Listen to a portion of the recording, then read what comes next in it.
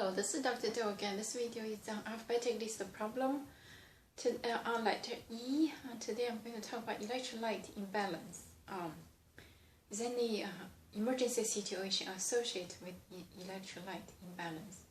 Yes, electrolyte imbalance, especially for the potassium and sodium, too high or too low, can change the nervous system conductivity and the cardiac muscle, not just the skeletal muscle, and most importantly, cardiac muscle contractibility and conductibility. So if that's the case, if the sodium is too high or too low, can change the altered mental status. I'm going to talk why. So if that's the case, I feel weakness and altered mental status. So if that's the case, usually occur with the people has other medical conditions, particularly kidney disease, can have this kind of acute or with endocrine disease can have this acute altered electrolyte imbalance. Or potassium, again, usually occur with the kidney disease or recently transfused a large amount of blood, or endocrine problem can cause this imbalance of potassium, which the most dangerous signs on the heart cause arrhythmia. So if that's the case, if you knew you had a past medical history, like either endocrine disease or kidney disease, and you suddenly developed symptom, either heart beat too fast, too slow, or irregular, or associated with muscle weakness, or associated with altered mental status. So if that's the case, you need to see the emergency. So what kind of, is there any electrolyte imbalance you can manage at home? Pretty much not, unless you just run 50K marathon and you just replace the water. You knew it, and then you probably your coach already told you, or your physician told you, replenish with some sodium. If that's the case, usually it's very subtle, but still you can try it. But other than that, really, electrolyte imbalance could be very dangerous. It has to be managed under guidance or advice by the physician. So what are the electrolytes? Electrolytes refer mainly important electrolytes are sodium, potassium, and calcium, and others like phosphorus, magnesium, and zinc, essential. Actually, we talk about electrolyte imbalance, usually refers to sodium, potassium, and sometimes calcium and phosphorus. So why they are so important? They are very important in the tissue has the capacity of conduct signals or contractibility. For example, conduct signals is nervous system, contractibility is cardiac muscle or skeletal muscle.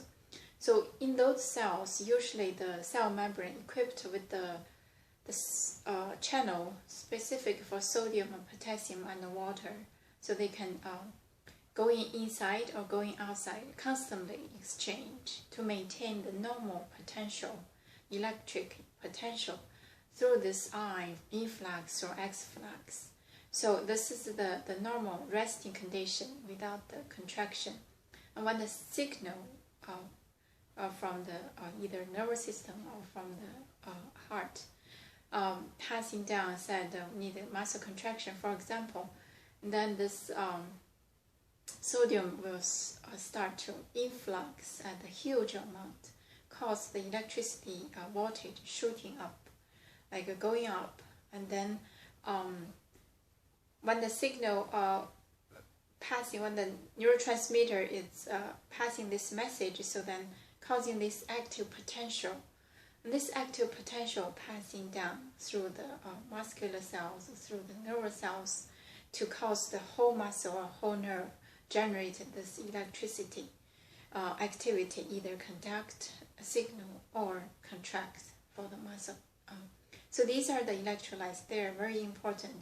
Usually they are maintained balance through the endocrine system and through the kidney. For example, the aldosterone is the hormone, and antidiuretic hormone is also an important one. And even sometimes the steroid also contribute to the electrolyte potassium, particular potassium balance, and sometimes associated with sodium. And the kidney is mainly the main tissue would absorb this potassium, sodium, or excrete on the signal from the hormone regulated this kidney function. So this is how the balance of the sodium and potassium maintained, and how important they are. So for example, if the sodium is not balanced well, if the plasma has low sodium, then which means the sodium will be low, then there's no enough electric potential, active potential to generate, so the signal will be low, feel muscle weakness, and also the nerve conduction is kind of sluggish and slow. So that's the fundamental mechanism. In terms of how to treat it, just either limit water intake, depends what the condition, the causes, or decrease the sodium intake. Or if the sodium is too low, then replenish with sodium. But this is very sensitive, depends on the mechanism, the causes for this imbalance. Not everybody, if sodium is low, then just give sodium. And also, there's another important variables, which is osmosis in the blood circulation system. It's also important, especially sodium. The sodium level is associated with osmosis, either hyperosmotic, hypernatremia, or hypoosmotic, osmotic hypernatremia. For example, the sodium is high, but the osmosis could be high or could be low. So how to manage it depends on the osmosis and depends on the causes. So this is, it seems very straightforward. Whatever you do not have enough, then replenish. In terms of electrolyte balance, is not that simple. Particularly for those who have chronic disease, like endocrine disease, for example, the aldosterone, either too much or too less, or the kidney disease. The kidney cannot, glomerulus cannot normally filter out the ions, or cannot absorb too much, or cannot absorb. So those are causing the problem. So anyway, these are already important regulatory factors regarding to sodium and potassium balance. In terms of calcium balance, usually calcium balance affect heart and also affect the muscle contraction. Usually if too high or too low calcium will cause arrhythmia and decrease muscle strength. The tricky part about the calcium is because the normal calcium or the decrease the calcium, there's a narrow gap. If the calcium below, it's very narrow, so it's very sensitive. It's kind of without symptom. For example, 11 it's okay, and then by 8 patient, if the calcium lower than 8, start to show the serious problem. And the 14 is it depends on male and female, depends on so these are the number is I'm saying is the between a normal and abnormal, there's a very narrow gap. So that's the tricky part about replenish or correct the calcium imbalance, because it is involved in the albumin level and also the other factors.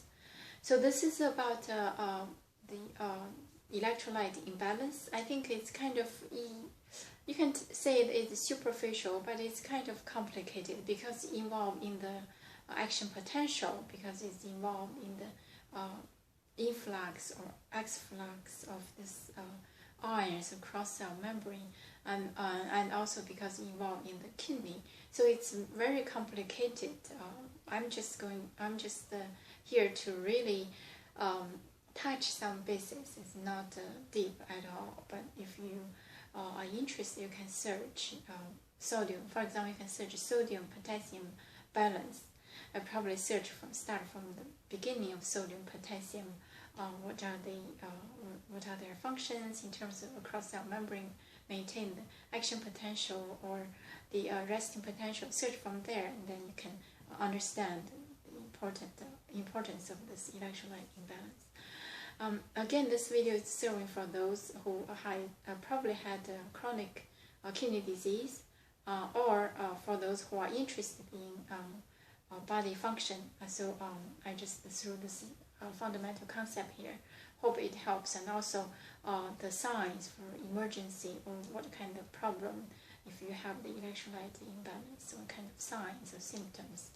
Anyway, I'm going to stop here. Thank you for watching. I will see you next time.